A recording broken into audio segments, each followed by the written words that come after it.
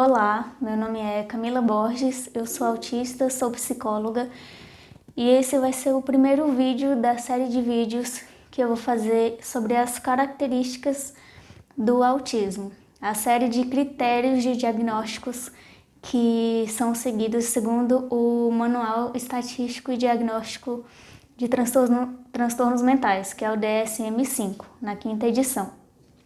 Então, o primeiro critério de diagnóstico para o autismo seriam déficits persistentes na comunicação e interação social recíproca. E o que seria isso? É a capacidade de envolvimento com o outro, o compartilhamento de ideias e sentimentos.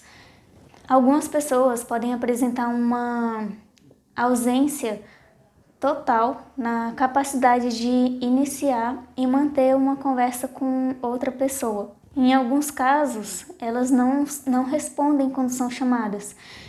Pode até ser confundido com surdez. A pessoa acha que o outro não responde por conta de não estar ouvindo. Mas, na verdade, é essa interação e essa comunicação que se apresenta de forma bastante prejudicada. Então, para iniciar, vamos pegar como exemplo o desenvolvimento de um bebê de aproximadamente 1 ano. Nessa idade, a pessoa já é capaz de ter a intenção de comunicação e também de responder quando o outro emite algum estímulo. Então, por exemplo, se tem um bebê e o pai ou o cuidador desse bebê vai se afastar por algum motivo, é de se esperar que essa criança chore por conta do afastamento dessa outra pessoa. E também de se esperar que, quando há aproximação, a chegada, ela demonstre comportamentos de alegria e satisfação. Em pessoas autistas, quando essas características já começam a apresentar desde bebê, pode haver uma ausência desses comportamentos, dessas respostas.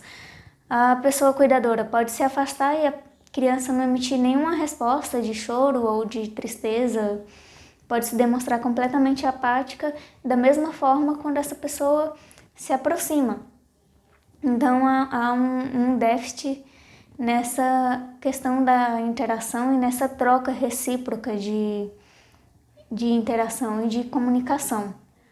E também pode ser que ocorra um desenvolvimento de forma esperada e que esses déficits só vão começar a ser percebidos quando a criança ou mais tarde, adolescente ou adulto, estiver em um contexto que ela precise usar essa habilidade. Então pode ser que essa pessoa com o transtorno do espectro autista tenha alguma dificuldade nessa emissão. Ela pode ter muita dificuldade em iniciar ou manter diálogos, pode ter uma dificuldade em perceber contextos e falar coisas inapropriadas em momentos inadequados. Outras formas que se percebe bastante essa falha na comunicação é em relação a contextos literais e ironias. Ditados populares. Geralmente, não é uma regra, não é sempre que acontece. A pessoa pode levar ao pé da letra, como dizem, uma expressão. Por exemplo, estou morrendo de fome. A pessoa pode ficar desesperada achando que você realmente está morrendo, quase morrendo mesmo de sentir tanta fome. Ou então, se alguém chegar e falar, fulano bateu as botas, aí ela vai pensar, ok, bateu as botas e o que tem a ver? Então pode haver bastante dificuldade na compreensão de algumas expressões. E ironias, essa é uma situação que eu tenho muita dificuldade. Tenho muita dificuldade de entender ironia, porque para mim não faz sentido uma pessoa dizer uma coisa, sendo que na verdade ela quer dizer o contrário do que ela disse. Então, eu tenho a tendência em acreditar no que ela disse e não no contrário. É um pouco sem sentido isso, porque Como que a gente vai adivinhar?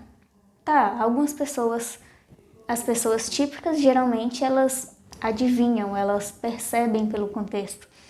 Eu nem sempre percebo. Se eu achar que aquela história tá um pouco esquisita, eu com frequência vou perguntar se essa pessoa tá falando sério ou não. Pessoas autistas têm essa dificuldade de comunicação e interação social, mas as pessoas típicas parece que também não seguem uma sequência lógica quando elas querem se comunicar de alguma forma. Por exemplo, em algumas saudações, culturalmente, pode ser usado com a intenção de iniciar uma conversa ou um diálogo. Ou não, às vezes acontece simplesmente de forma automática, como o famoso "Oi, tudo bem?". Quantas vezes você encontrou um conhecido na rua por acaso, e aí vocês estão se cruzando, e um fala "Oi, tudo bem?", tudo, e você? E é uma forma muito automática, não é uma intenção de vocês realmente se comunicarem e trocarem alguma informação e terem alguma interação naquele momento. É completamente sem sentido. Tem até um episódio de Atypical que alguém pergunta pro Sam se tá tudo bem com ele. E ele, irritado, responde: "Não, não tá tudo bem.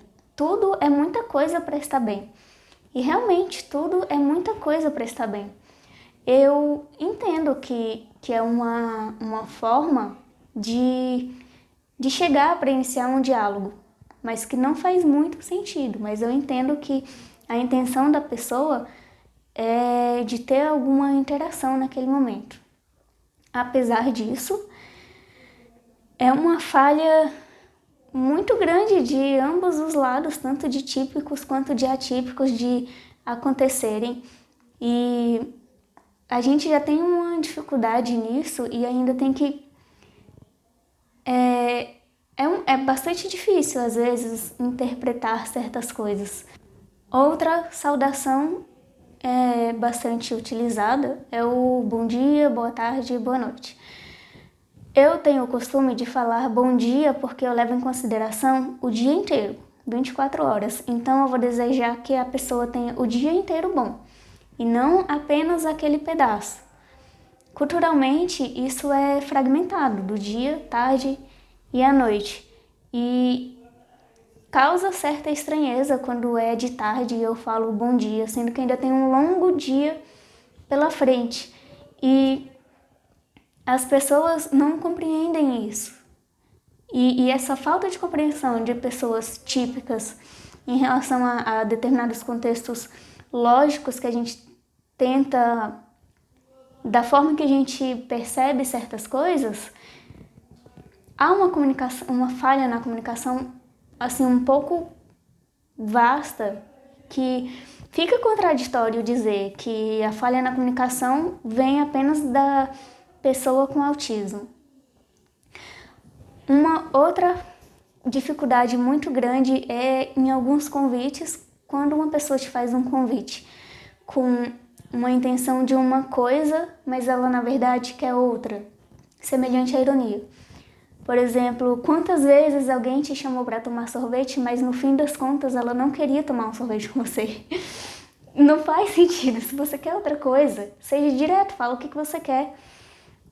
Porque várias vezes que eu recebi alguns convites, não só de sorvete, mas de várias outras coisas, e aquilo sai da minha rotina, eu fico muito confusa e um pouco frustrada também. Porque eu fico esperando pelo que a pessoa falou, eu fico esperando pelo sorvete, ou pelo filme, ou qualquer outra coisa que a pessoa disse. E não tem como, assim, não sei deduzir que a pessoa queria dizer outra coisa. Não fica tão explícito para mim, pelo menos. Imagino que para outras pessoas autistas também, como eu conversei com outros que disseram que também têm dificuldades semelhantes. Esses foram alguns exemplos de déficits em comunicação e interação social, algumas falhas de compreensão e de entendimento. E para que eu possa compreender se você entendeu o que eu disse, ou se você tem algum comentário, alguma dúvida ou sugestão, comente aí nos vídeos para eu saber o que você achou. Vamos fazer desse vídeo uma troca recíproca. Assim como estou tentando transmitir essa mensagem, que você também possa fazer com que eu saiba o que você percebeu a partir desse conteúdo. E se você achou isso um conteúdo relevante, que eu acho que é muito importante que as pessoas saibam, até para desmistificar muitos pontos das características sobre o autismo. Porque muitas vezes já me falaram que eu me comportei de certa forma por falta de educação, ou por ser bicho do mato, ou por ser tímida, enquanto na verdade eu só estava seguindo um roteiro lógico e objetivo que passava por aqui. Então, em muitos momentos que eu chegava em algum local e que precisava cumprimentar ou fazer alguma saudação de bom dia, tudo bem, e que eu não fazia, eu era mal interpretada por conta disso, mas não era a minha intenção de parecer arrogante ou de ser mal educada. Era apenas a forma que eu via de não corresponder de uma forma que para mim não fazia sentido. Então eu ficava quieta e sem emitir muitos comportamentos, sem me comunicar. Então, deixe seu like no vídeo, compartilhe, se inscreva no canal e comente aí. Vamos fazer essa comunicação recíproca a partir desse vídeo e dos próximos também. Até mais!